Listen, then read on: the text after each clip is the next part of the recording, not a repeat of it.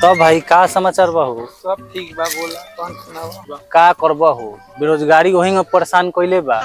अब मेहरारू बाड़ी सो साला पैसा खातिर वो परेशान के ना कमाएम तो कैसे चली हई हो रोज टॉर्चर हो। जानल का हम कहीं का हो मर्दे मेहर से डरा लो का।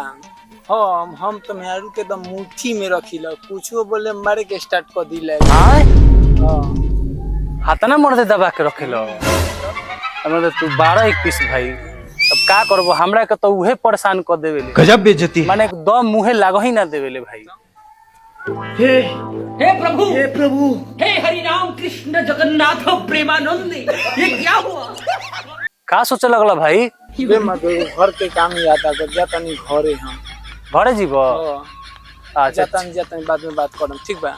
ठीक बा। ए जरा हाँ को अपना से बड़ा गर्मी लगता तहरा। हे नहीं गर्मी लगता है हैं हे ने हाको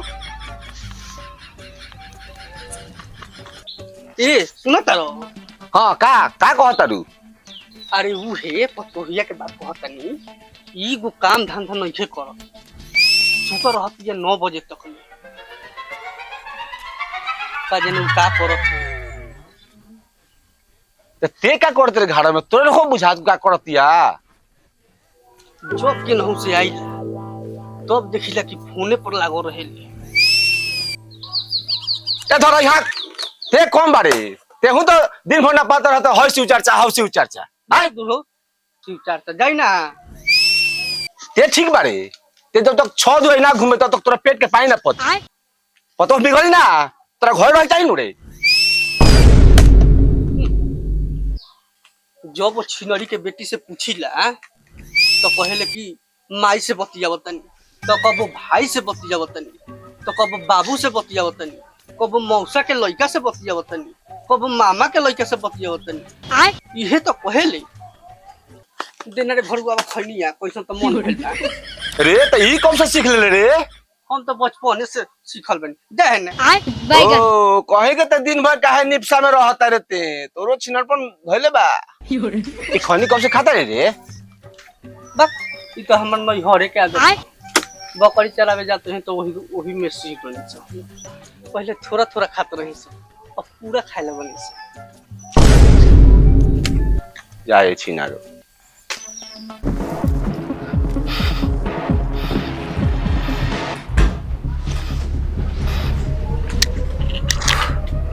बाप रे बाप। कारे माई कहाँ भी रे वो। हमारा से का पूछा तारी जाके देख वही लागल है फोन पर। काहे साला काहे घर माल बारे।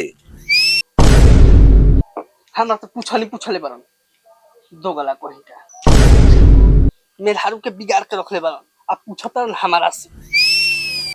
कहाँ बड़े रे तोरा सुनात नहीं खे जोर से प्यास लागल बा जल्दी पानी लेके आओ।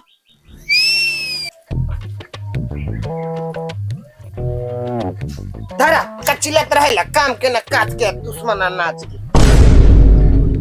आए तो बेरोजगार के कोनो वैल्यू नहीं के रे तोरा नजर में। का जाने कौन नतिया के बेटा दोगला रहे अगुआ हमरा के त फंसा के ध देलन सब बाबू से हमरा 5 लाख दहेज दिवा देलन। ये दे दुआ देख के कि नौकरी होई ना नौकरी न कपार हो। ढेर बोला तारे भोसरी मार के तोरा का पुट्ठा फाड़ देम। सुनो ना मेहरारू के इज्जत कइल जाला तबे घर में बरकत रहेला हमेशा मारे मारे कइले रहेला और भाई के बोला के तोरो के थुरवाही के पड़ भाई से पिटोइबे होती चुकुर बावना से मारन सार के हक देहन पैंटे में।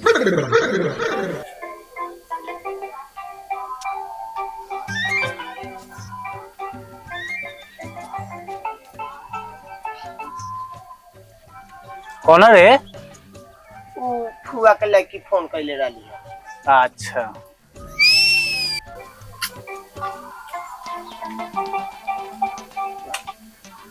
क्या रे मामा के बेटिया फोन कइले रहलखिया।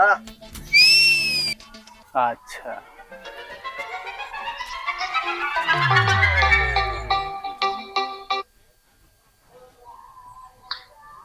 हेलो